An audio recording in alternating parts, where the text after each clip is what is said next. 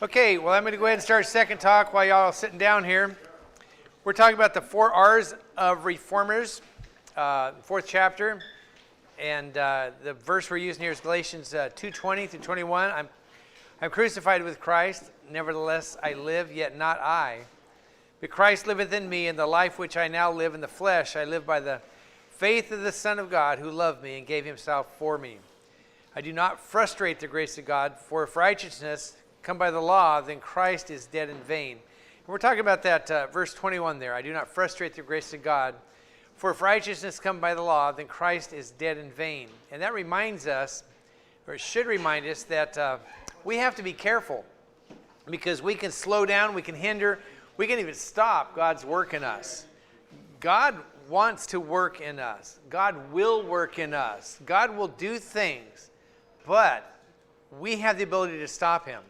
And that sounds almost counterintuitive, because he's God and he's all powerful and he can do these things. But God only does things in us with our permission, at our request, with our agreement.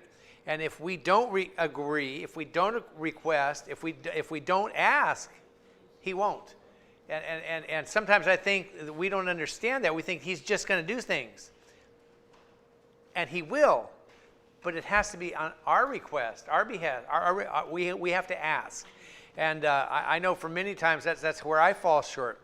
We can quench the Holy Spirit. We can put out the fire he's trying to build in us. We have the ability to throw water on that thing. It's not like we have any power over God. He gives us that power.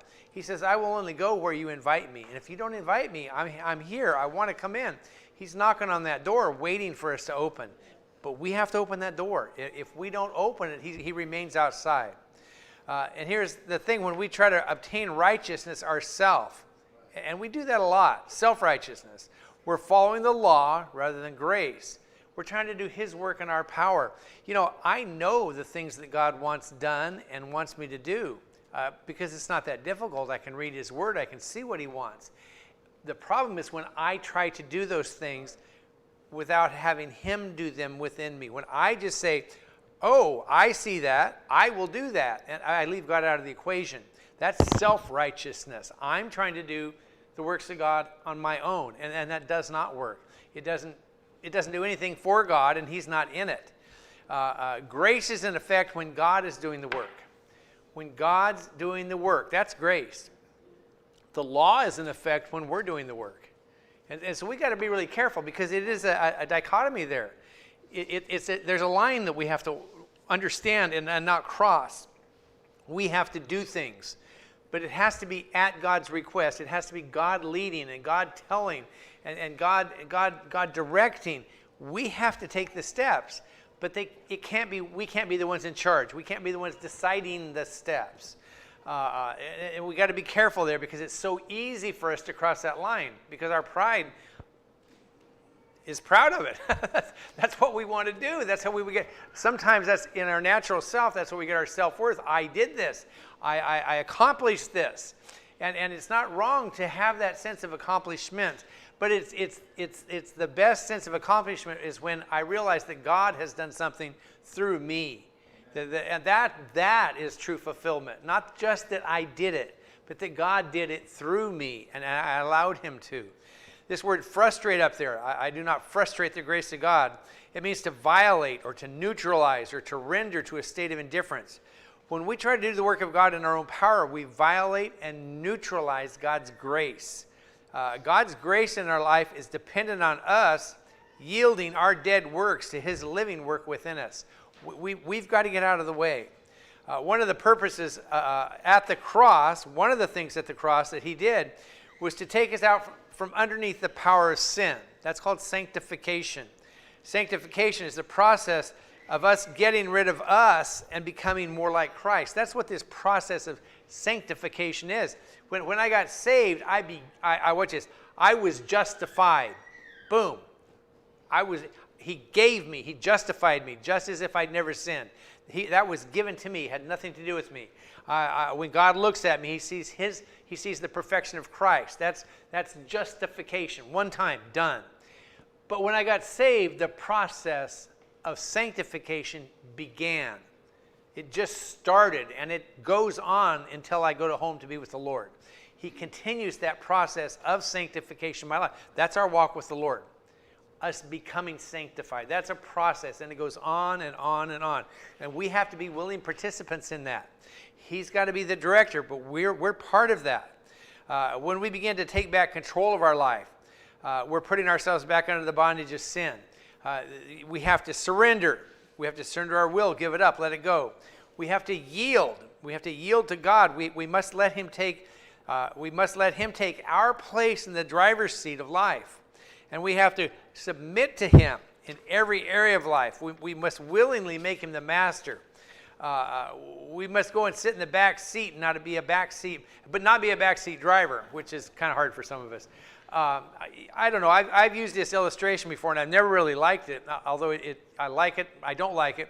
When you set 3 chairs up here, and one of them's facing the back, and where we normally sit is in that front chair, in the front seat, behind the driver's the wheel of the car, and we drive, we direct our life. And when we get saved, what God wants us to do, what we do a lot of times, is we will get out of the driver's seat, but we move over to the passenger seat. We let God drive, but we sit there right next to Him, and we kind of help Him, right? We let Him know kind of where He needs to go.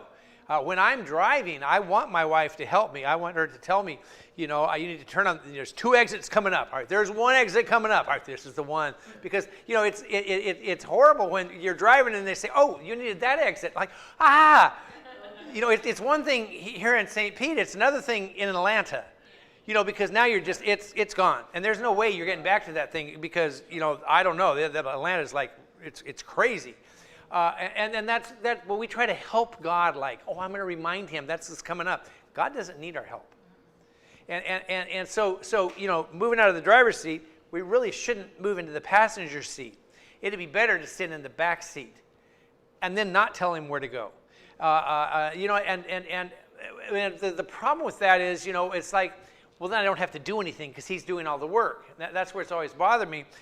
So let's try this, just see how this fits, all right? So here we are. We get saved, and we give God, we let Him sit there in the driver's seat. We move into the back seat, and we're enjoying ourselves. We're talking to God, having fellowship with Him. He's teaching us, so He's driving down the road. He's taking us where He wants us to go. But every once in a while, He'll stop, and He'll say, all right, now I've taught you some stuff. Here we are. You need to get out and go do some things. You need to go out and go do the things I told you to do. And we have to get out and go do the things that He told us to do. We have to do it. He's equipped us. He's taught us. He's prepared us. Now we have to go do it. And I get it done, and I come and I sit back in the back seat, and He drives some more. I'm not telling Him where to go. I don't even know where He's going necessarily. A lot of times I don't have any idea where He's going, but He's driving the car. And He's teaching me. He's talking to me. He's instructing me. And as we drive, and then He stops again. He says, all right, now it's time for you to get out and go do. I brought you to this place. Now go do. And see, so it's both of us. He's driving. He's instructing. He's teaching. I don't even know where we're headed, but He does. And when I get to a certain spot, He's equipped me. He says, all right, now, like there's a person, go help them. Go do the things I've told you to do. And now I'm supposed to go and do it. And I have to listen to it. I have to learn. I have to follow His instructions. Sometimes I fail. Sometimes I don't fail. Now He's there to help me and remind me, but He's not doing it. That's me. I have to do the stuff that He has me to do. And then I come and get back in the car, and He drives me to the next person, to the next place I need to be. Now I don't know if that works. To me, that works a little bit better because we are involved in this thing. If I have an addiction, if I'm smoking, drinking, drugs, sex, gambling, whatever my addiction is, and I just can't get past it, and I fight it and I fight it and I fight it, I can't win. That's because I'm sitting in the driver's seat. I need to get out of the driver's seat. I need to get in the back seat, and I need to let God drive me around. But I'm not just kicking back there. He's teaching me. He's talking to me.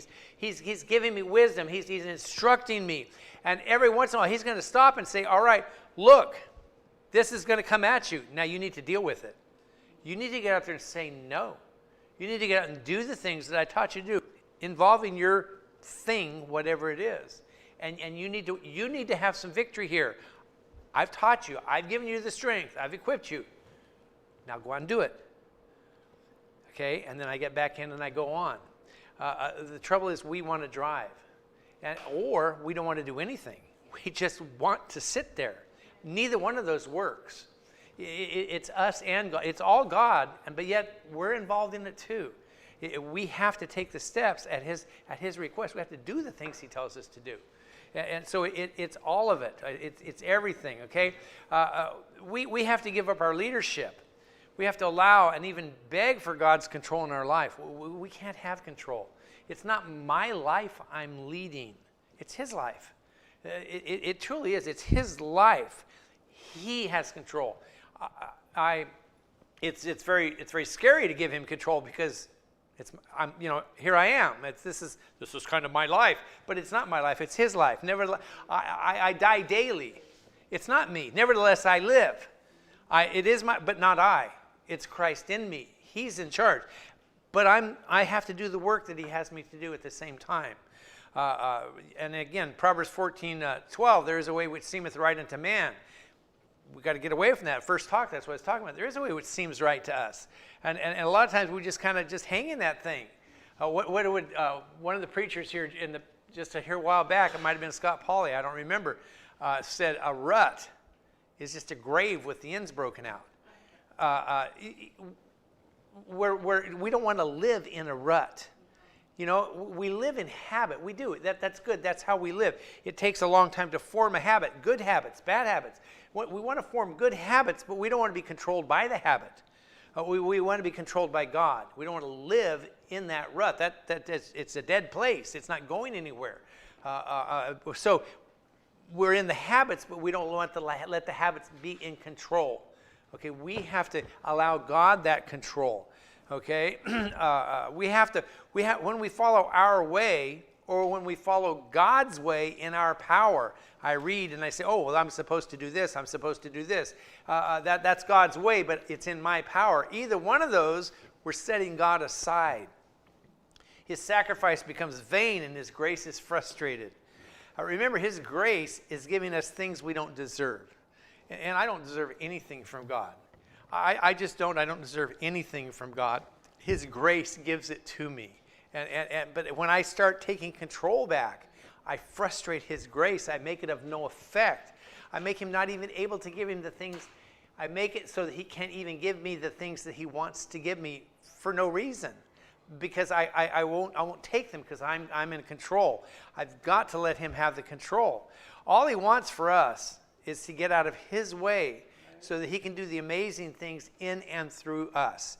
Get out of his way, let him drive, let him have that control. But we are willing participants. We're willing participants also. Okay, we've got to remember that. It's both sides of that thing. It's called a dichotomy. We can't go too far this way. We can't go too far that way. We've got to walk that, okay? We've got to work. We've got to accept responsibility for our own actions. It's not like, well, I'm not responsible because God.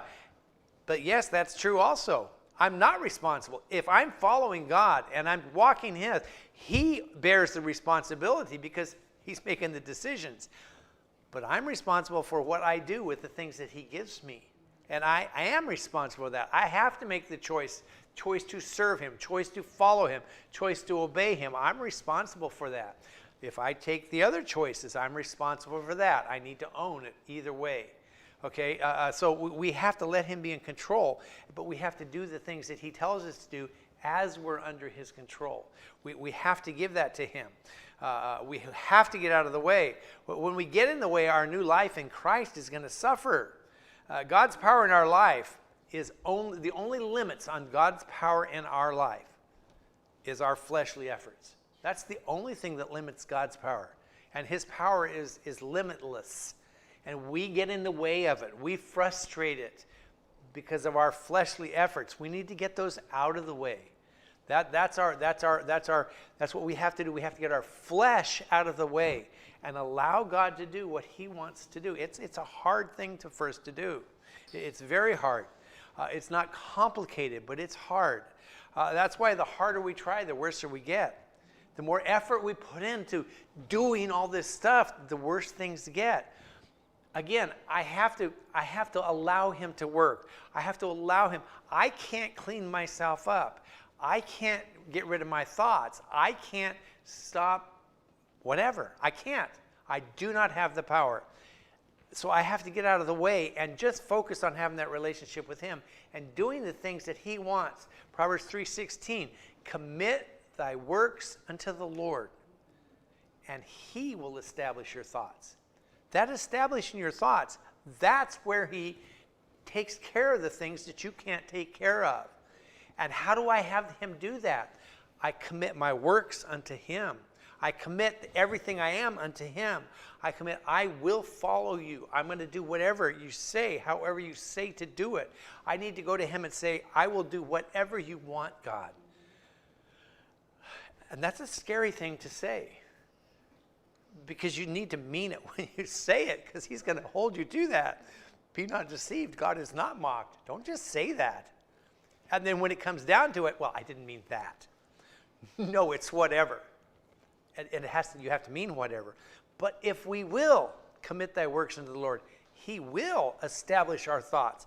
He will make my thoughts be what they need to be. And if my thoughts are right, I'm going to do right, because that's what I'm thinking about. But I can't make my thoughts right. Only he can do that. I have to commit my works unto him for him to be able to do that. We cannot fight a fleshly appetite by indulging in it. You know, it doesn't. You can't quit smoking by smoking a little bit. You know. Now again, I've said this in the past. You know, if there's certain drugs, alcohol, there comes a point when you need some help physically. If you're, you know, your dad, there comes a point where if you stop, you could die because of the physical withdrawals. Now, you have to be smart, you have to be wise, but we still have to do what's right there. But we have to follow God's leading in that. Again, we have to, and if we will, he will provide what needs to happen. Okay, it just is, okay, but we don't make the decision. We don't decide what has to happen. We need to put ourselves in his hand. You know, his hands are sometimes godly doctors. His hands is godly counsel. His hands is sometimes a counselor. That is how God works. It's not just like this voice from heaven all the time. God, as I said in first talk, he uses many avenues to speak to us, but it's got to be from him. It can't be from us. We can't be the ones making the decisions. It has to be him, and we have to follow him and do what he says. And those things are not easy to do many times. They're very, very difficult sometimes, because it goes against what we in our heart believe it needs to be done. But it's what he says needs to be done. And again, this is not close your eyes and walk out on the freeway to show your faith. That's called stupidity, okay? You know, God offers us things to help us. You know, all the flooding and stuff here. You know, the story about the guy, the waters are rising and somebody comes and offers him a way to safety. And he says, oh no, God's going to save me. And then the waters get higher and higher and higher, and you know he gets up on his roof, and somebody comes by and says, "Hey, let me help you out here." He says, "No, God's going to help me." And the water comes up and up and up, and so a helicopter comes by and says, "Let me give you, you know, let me get you out of here." He says, "No, God's going to help me." And he drowns and he goes to heaven. And he says, "God, why didn't you help me?" And God's like, "Hey, I sent you 14 people. What do you want me to do?" Okay, that's what I'm talking about here. It's not just God is going to reach down with his hand and lift me off that. That's not the way God works. And we have to recognize that. We have to be wise in this. We have to use wisdom. Okay, but we have to allow him to do what he wants. It's not possible to fight a fleshly temptation with a fleshly weapon. Our stuff is not going to work. Our things that we think we know are not going to work. What the world says, this will help you. No, it just won't. I mean, I'm not saying it's totally useless. I don't talk about AA much. I'm not against Alcoholics Anonymous. They help people. They do. I'm not denying that, but they're not the solution. They're a Band-Aid, and Band-Aids are very useful. Band-Aids are very helpful. Band-Aids keep out infection. Band-Aids protect a wound, but a Band-Aid's not the answer. Band-Aid's a thing to help the symptom, but we need to get to the cause. Okay, and God will get to the cause. Okay, that's why I can tell you, I guarantee you, whatever your issue is, it doesn't matter. It will work, 100% guarantee, if you'll let it. Because it's God doing it. It's not us.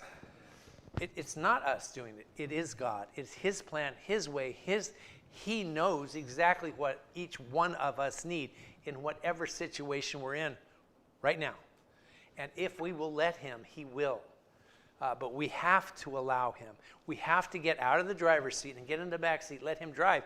But we better be ready for that place where He stops the car and says, okay, Alan, now you need to get out and walk over there and do what I told you. I don't want to, I'm going to get out of the car. Then the car's not going to go anywhere else until I get out and do what I'm supposed to do. And which is, I may come back in broken and bleeding, but I got it done, and He's going to heal me, fix me, take care of it, and take me on to the next one. Okay, I didn't say it would be easy, but that is how it works. We have to go through the things that we have to go through. That's how we grow. That's how we get stronger. But we have to let Him do the driving. Okay, and our flesh, my soul, our flesh is our worst enemy, because that's what we live with day by day. That's where we live. We live in our flesh, and our flesh is always speaking to us. My flesh is always, I want that cinnamon roll. I do, and just put some butter on there, heat that thing up, man. Oh, that's so good. But my spirit says no. You can't have that. That's not good for you. It'll hurt you. It's not good for you. And I have to fight that all the time, and so do you, because we live in our flesh. We need to subdue our flesh. Those are the appetites we cannot feed, even a little bit. Because you take that, I'll just cut a little corner of it off. My wife will never notice, right? And what difference does it make if she notices anyway? It's not about her, it's about me. But I feel like if I sneak that one little bit, it'll be okay, but it's not, because now I want more. And so we have to be so careful about our flesh. If we feed it a little bit, it gets out of control. That's when we have to control. Our flesh, we live with that thing. We have to fight it all the time. Our flesh is constantly trying to control us, always. And here's many times we know what we're doing is wrong. But we try to fix it ourselves. I can handle this. How many times have you told yourself that? I just told myself that today, and I didn't, because I ate the whole thing. And it's just, I know that if I start, I'm going to finish it. I know that I can eat that one, just one Lay's potato chip. I can. And then pretty soon the whole bag is gone, but I did just eat one. That doesn't say I'm going to eat the whole thing, because I will. If it's there, I just will. And so I can't allow that first one. And you know what? After you deny that first one and continue to deny it, the craving goes away. It does. Until it comes back again. And so we continually fight that battle. I get it. I understand. But God, the craving does get less. It does get less. But it's going to stick his head up there just to see if we're still willing to fight. Because the devil knows when we get weak. And he doesn't attack us in strength. He attacks us where we're weak. And so we have to continually fight the flesh. That's why we have to have a day-by-day, moment-by-moment walk with the Lord. Have you ever found yourself in a position of taking control from God? Because I do it all the time. And sometimes it's consciously, and sometimes it's not consciously.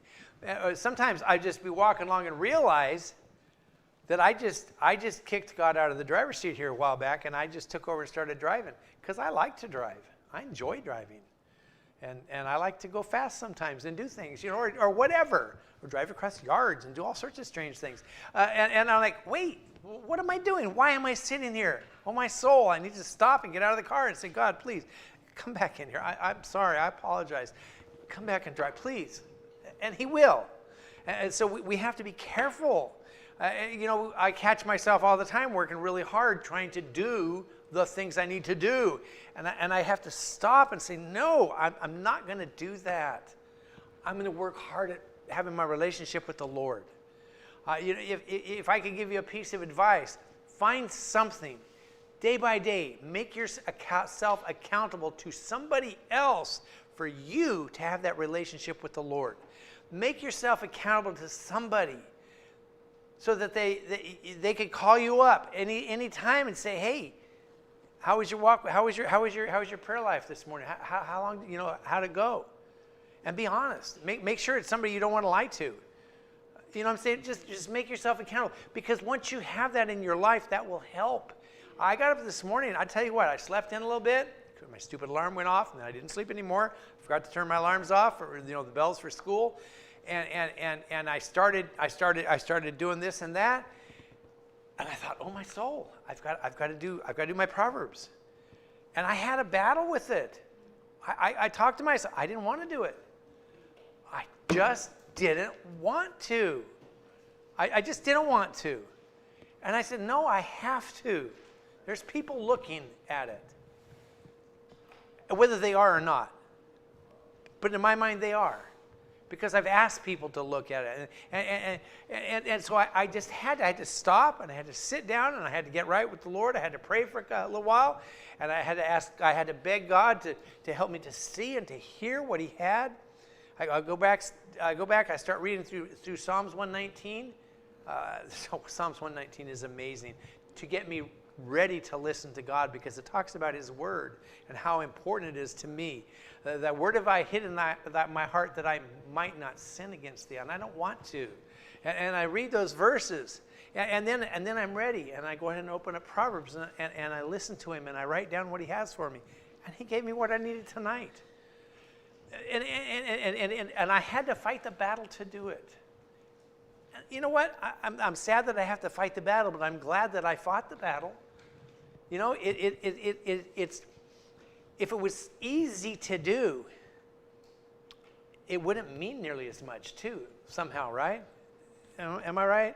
If it was just, this is so simple, then I think that's another battle I fight sometimes. Because when it gets too easy, then I think, it's just me doing it.